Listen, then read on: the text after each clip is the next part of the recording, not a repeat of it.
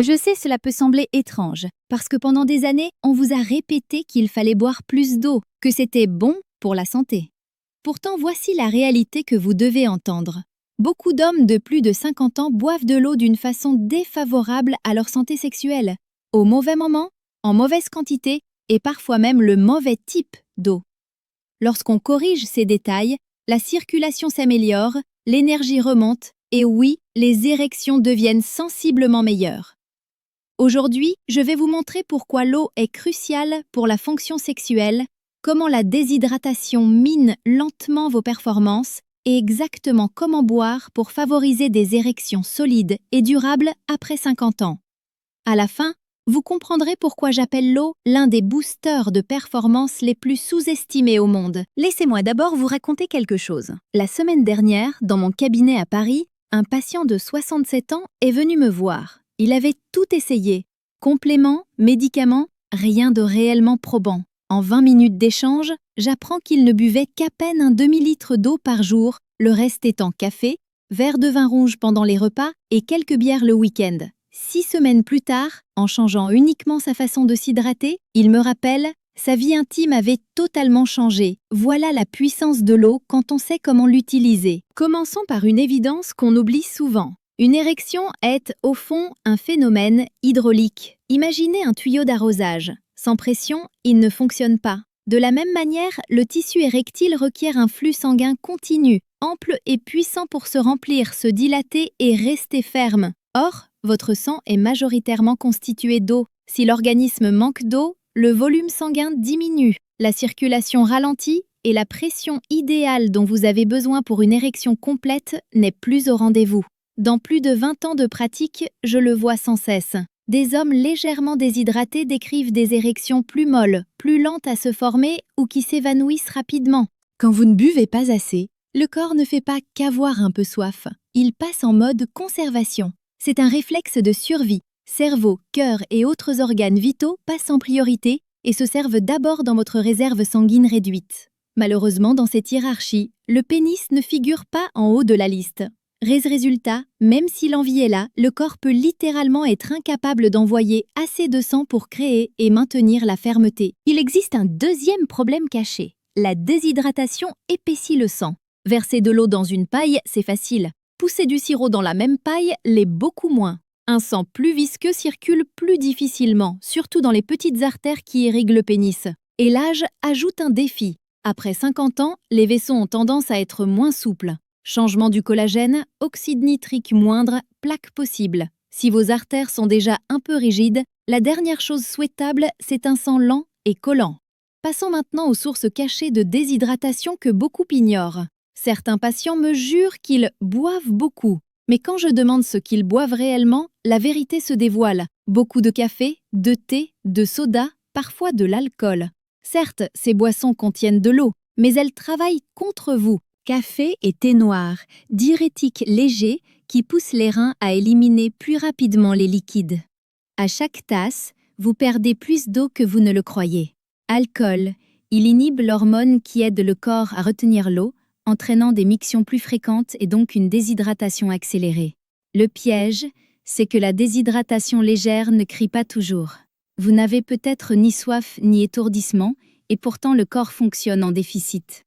Un repère fiable, la couleur des urines. Jaune très clair, couleur paille, égale hydratation correcte. Jaune foncé de façon constante, égale votre organisme envoie un signal discret qu'il manque de liquide.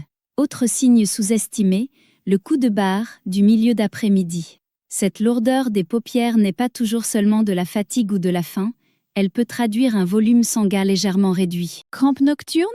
Mollets, cuisses?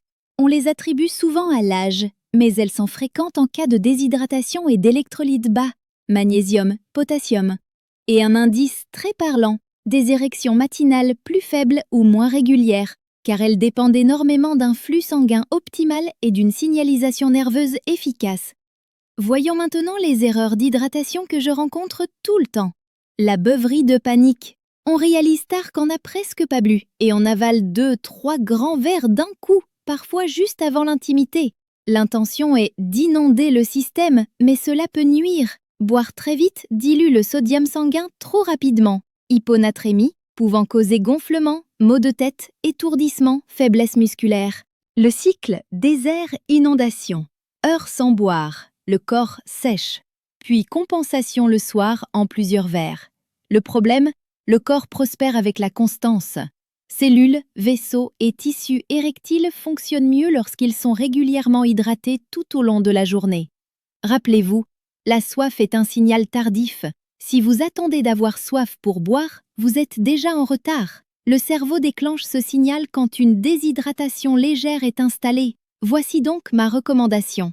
Tellement simple que vous pourriez être tenté de l'ignorer. Ne le faites pas. Dès demain matin, commencez par un grand verre d'eau, 300 à 400 ml dans les 20 minutes suivant le réveil. Pensez à la nuit. Vous avez respiré, légèrement transpiré, filtré des déchets pendant 7-8 heures sans une goutte. Vous vous levez légèrement déshydraté, que vous le sentiez ou non. Ce premier verre agit comme un rinçage du système. Il réhydrate les cellules, réveille les vaisseaux et signale aux reins d'éliminer efficacement les toxines de la nuit. Pour renforcer encore ce verre au profit de vos vaisseaux, ajoutez une petite pincée de sel rose de l'Himalaya et le jus d'un demi-citron frais. Ce n'est pas qu'une question de goût. Les minéraux naturels, magnésium, potassium, restaurent l'équilibre électrolytique, essentiel à la contraction musculaire et à la fonction nerveuse, y compris des muscles lisses artériels qui laissent le sang affluer vers le pénis. Le citron apporte de la vitamine C, antioxydant qui protège l'oxyde nitrique de la dégradation trop rapide. Or, l'oxyde nitrique est le gaz que produit le corps pour relaxer les vaisseaux et les ouvrir en grand. Le préserver, c'est favoriser des érections plus fortes et plus durables. Après cela, adoptez ce que j'appelle le goutte-à-goutte constant. Au lieu de compter sur quelques gros volumes, sirotez de petites quantités, environ un demi-verre toutes les 45-60 minutes. Imaginez votre tuyau d'arrosage. Mieux vaut une pression stable que des pics suivis de longs creux. Cette hydratation lente et régulière maintient un volume sanguin optimal, évite la léthargie de la déshydratation légère et permet au système cardiovasculaire de donner le meilleur toute la journée. Si vous préparez un moment d'intimité, gardez la même constance sur la journée, mais stoppez les grandes quantités 45 minutes avant, histoire de traiter la dernière prise sans être gêné par une vessie pleine. Question récurrente. Et le café, docteur? Je comprends. Je suis française, le café, c'est sacré. La stratégie est simple. Pour chaque tasse, ajoutez un verre d'eau dans la journée. Vous compensez l'effet diurétique. Idéalement, ne dépassez pas 3 expressos. Même logique pour le vin rouge au déjeuner ou dîner. Ok avec modération, mais toujours accompagné d'eau.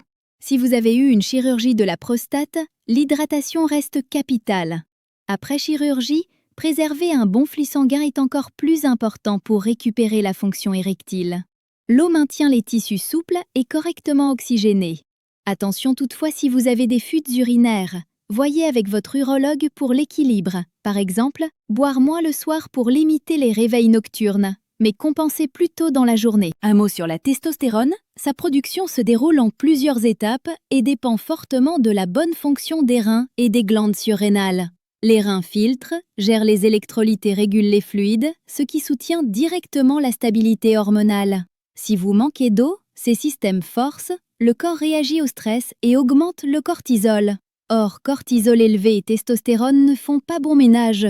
Le premier fait baisser la seconde.